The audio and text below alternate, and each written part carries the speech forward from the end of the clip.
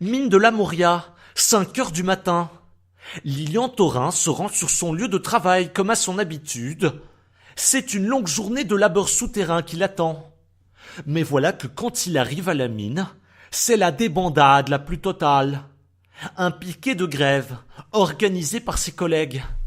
À l'origine de cet arrêt de travail, un décret rendu par les autorités régionales. Le balançage de nains au sein des mines est désormais prohibé. Un expert juriste en droit des obligations, Patrick Véry, nous explique. Il y a quelques années de cela, un arrêt avait été rendu dans lequel le lancer de nains avait été jugé contraire à l'ordre public. Voilà, comme vous le savez, le législateur est lent. Voilà, il prend son temps, ce n'est donc que dans quelques semaines que le décret portera non seulement sur le lancer de nains, mais aussi sur le balançage de nains miniers ou toute autre activité similaire. Le législateur est resté visiblement assez vague. Une mesure pour le moins fâcheuse pour ce collectif de mineurs aguerris.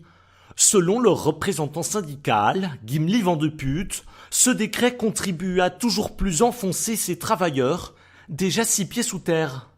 Ces autorités, elles fixent croix toutes permises. D'abord, on n'y voit plus rien à cause de ces foutues lampes écologiques. Maintenant, on devrait se priver de la technique de minage la plus efficace, qui en plus est amusante pour nous autres.